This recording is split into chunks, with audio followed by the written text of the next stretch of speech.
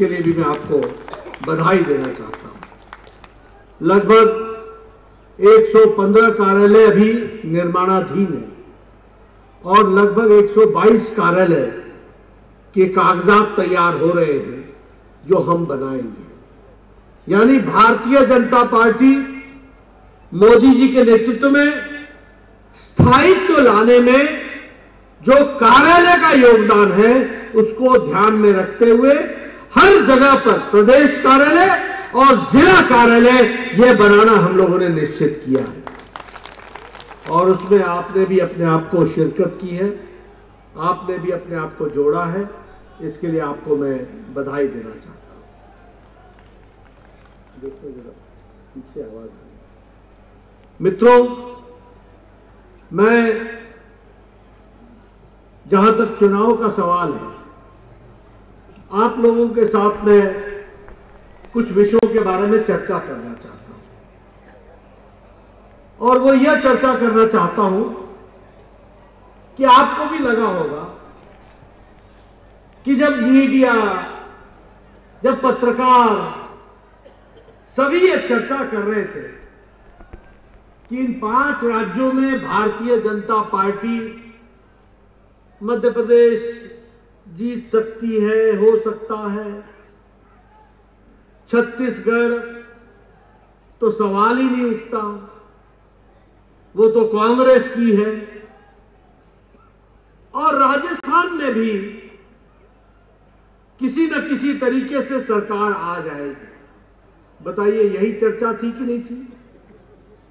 बोलिए, यही चर्चा थी कि नहीं थी?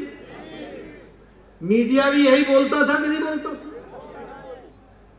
अगर मैं कहता था कि छत्तीसगढ़ भी हम जीतेंगे तो सब सोचते थे कि अब राष्ट्रीय अध्यक्ष है, क्या बोलेगा कि हारेंगे, ये तो जीतेंगे ही बोलेगा।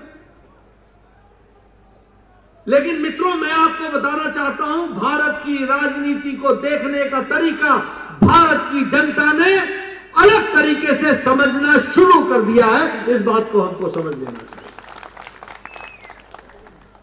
और मोदी जी ने भारत की राजनीति की संस्कृति बदल डाली है। यहां बैठे सब लोगों से मैं कहूंगा, यह हमारा सौभाग्य है कि हमारे नेता मोदी जी हैं, जो सिर्फ हमारे पार्टी के ही नेता नहीं है, देश के नहीं नेता है, दुनिया में उनकी शख्सियत सबसे बड़ी और ऊंची खड़ी हुई है। यह हमको ध्यान रखना है। हम उनके सिपाही हैं, हम उनका सेना को कार्य देने वाले लोग।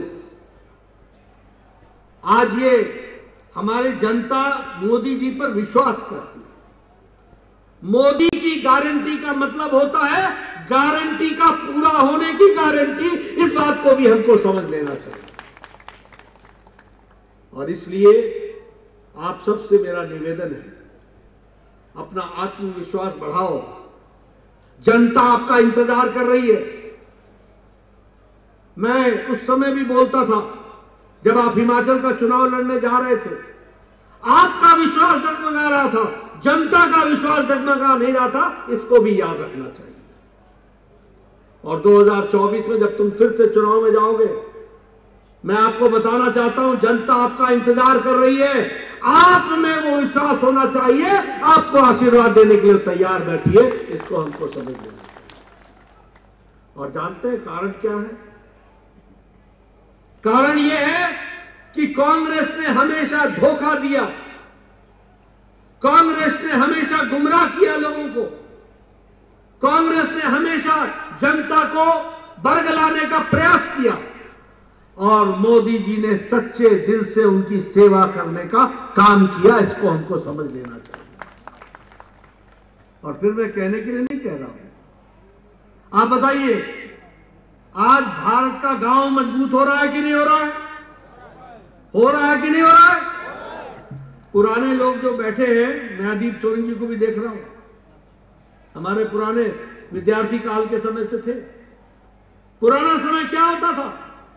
किसी पंचायत में अगर 2 लाख रुपए आ जाए तो प्रधान का सीना चौड़ा इतना हो जाता था जैसे कि दुनिया मिल गई है। मैं ठीक बोल रहा हूं कि गलत बोल रहा हूं? कांग्रेसी प्रधान होते थे, ओ महाराज 2 लाख मिल गया, 2 लाख मिल गया, 2 लाख मिल गया। होता था कि नहीं होता था? मैं जब 93 में विधायक बना तो एक पंचायत में 2 मकान मिलते थे इंदिरा आवास योजना के, और मेरा बीडीओ आके बोलता था 2 मकान मिले, बताओ किस गरीब को दे। मैं बोलता था तू ही रख ले भाई, ये मैं कहां बांटूंगा, 1 अनार 100 बीमार। आज प्रधानमंत्री मोदी जी के नेतृत्व में 4 करोड़ प्रधानमंत्री आवास योजना में पक्के घर बने, 4 करोड़। आज बताओ कोई पंचायत है जिसमें 2 करोड़ से कम पैसा आ रहा हो? बताइए कोई पंचायत है क्या? 2-2 करोड़ रुपए। कोई वार्ड नहीं है जहां 3 करोड़ 4 करोड़ रुपए नहीं आ रहा। मैं विधायक होता था, पीडब्ल्यूडी का बजट 40 लाख रुपए होता था।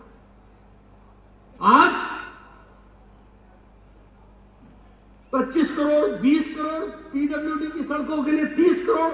यहां बैठे हमारे आईपीएस, पूर्व आईपीएस मिनिस्टर महेंद्र सिंह ठाकुर जी, पूछिए एक 40 लाख 50 लाख की स्कीम के लिए कांग्रेसी नेता एक नहीं 4-4 धाम खाया करते थे, 4-4 धाम। घोषणा का अलग धाम, शिलान्यास का अलग धाम, इंस्पेक्शन का अलग धाम, बन जाए तो अलग धाम, एक काम 4 धाम, ये उनका काम था।